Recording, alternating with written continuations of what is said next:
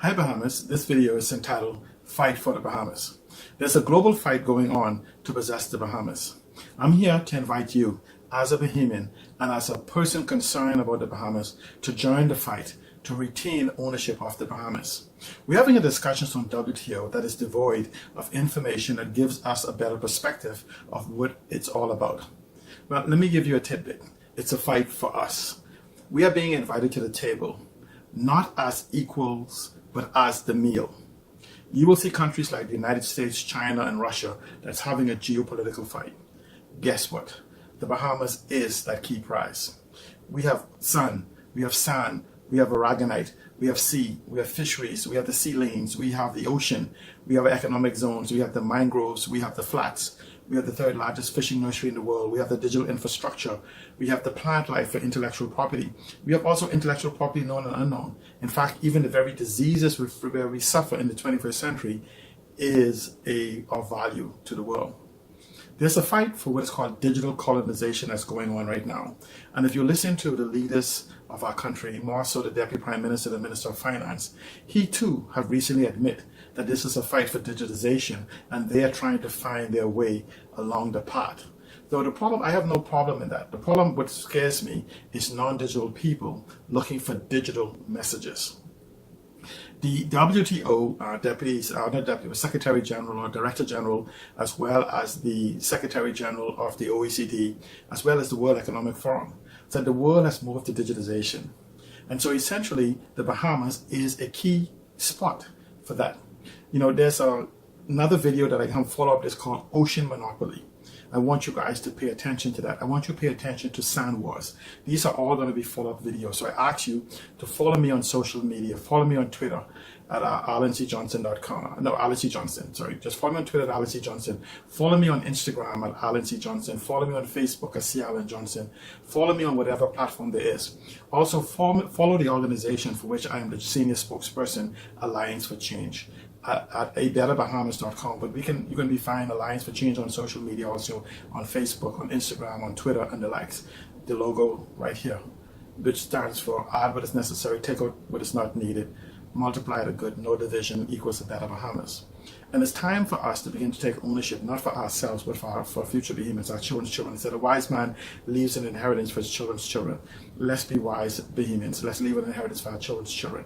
Do not fall for the intellectual dishonesty, the arrogance of ignorance, the paralysis through analysis, the paralysis of analysis in what is necessary. All of us will always be greater than some of us. We must also recognize that we give individuals power to make decisions, but we didn't give them the authority to govern us without consent. Consider also, it says governance without consent of the governed is the definition of slavery. Let me repeat that.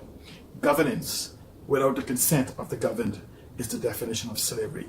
So please follow me across social medias. The address will follow at the end of this video. The addresses will follow at the end of this video. But most of all, hit me up on WhatsApp, 242-443-7189. At the end of this video, let's begin to have a conversation. I want you to share this video. I want you to come back and share the other videos so we can begin to have a conversation. I want you to hit me up on WhatsApp, call me on WhatsApp, message me on WhatsApp, do whatever is necessary. Let's have a conversation as to the Bahamas we want, the ownership. If we fail this time, we will be digitally colonialized. We will be actually taken as an outpost of one of the major nations.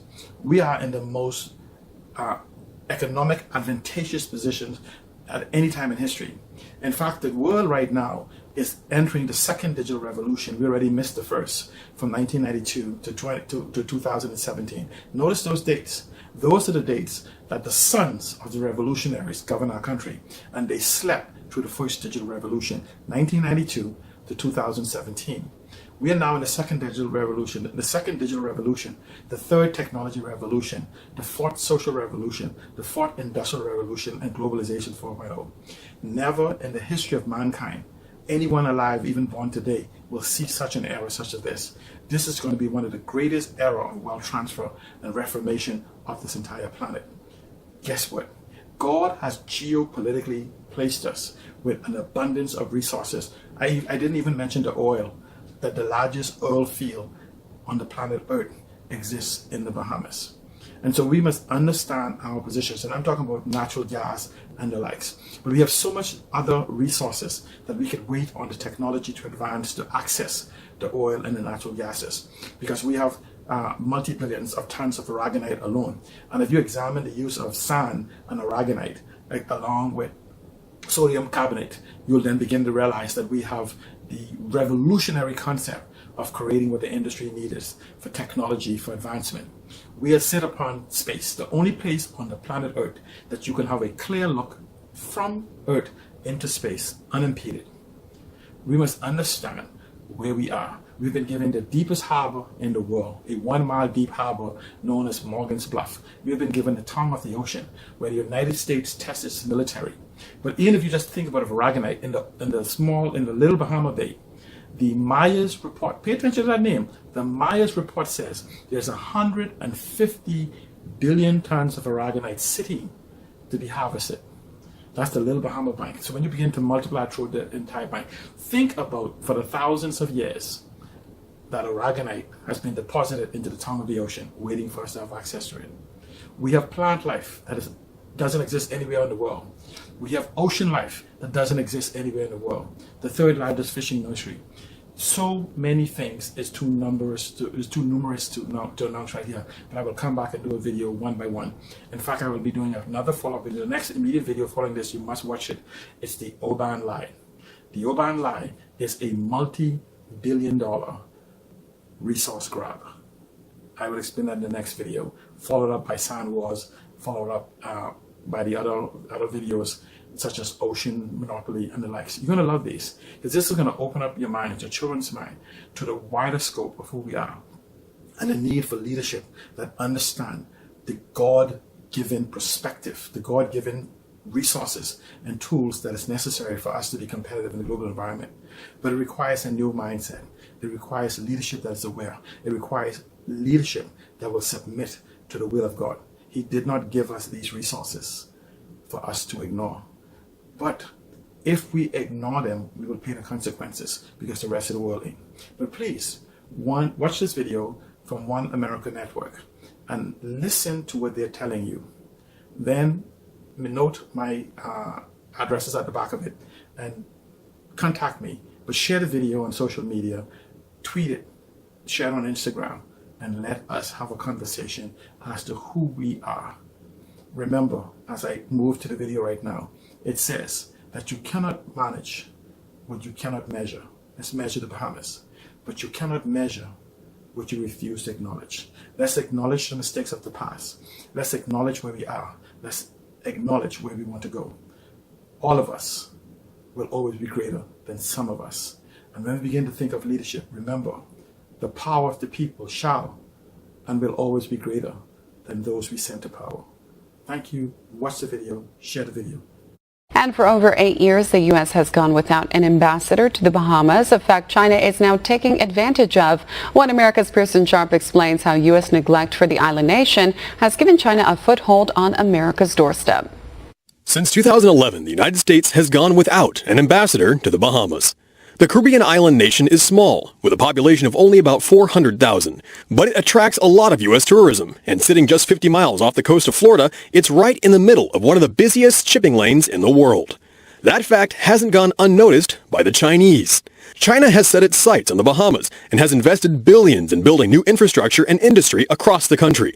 New roads, new businesses, new hotels, and booming Chinese immigration has led to many businesses being staffed with more Chinese workers than local Bahamians. Reports show over 200,000 Chinese are illegally smuggled into the Caribbean every year to open up their own shops or work at Chinese businesses, with many sending their money back to China. Officials say these practices are crowding out small retailers, and by selling inferior goods and using Chinese workers for what amounts to slave labor, they're putting locals out of business.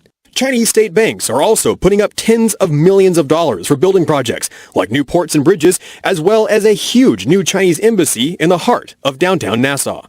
The Chinese government even gifted a new national stadium to the Bahamas to the tune of $50 million. And China's state-owned Export-Import Bank dropped nearly $3 billion to put up the luxurious Baha Ma Resort in New Providence. Thanks to investments like these, some analysts go as far as to say China now owns the Bahamas. These developments paint a grim picture for the future of one of America's closest neighbors.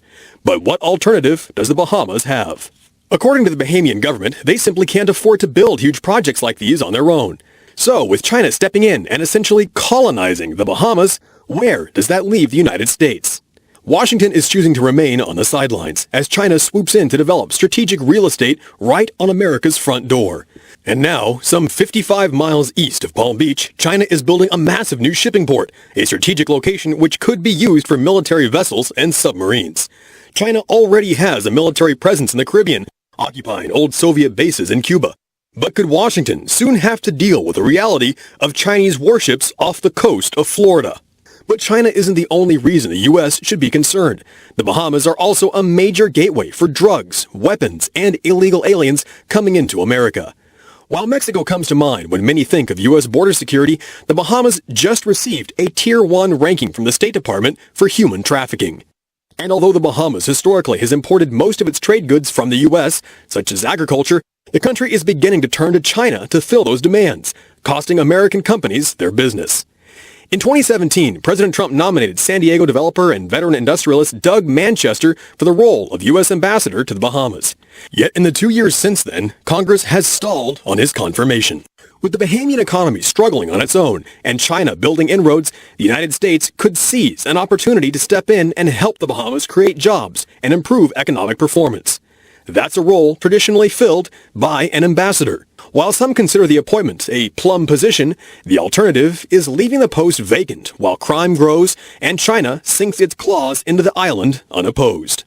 Reducing crime, fighting human and drug trafficking, as well as building infrastructure would not only benefit the Bahamas, but the safety and security of the United States as well. Pearson Sharp, One American News.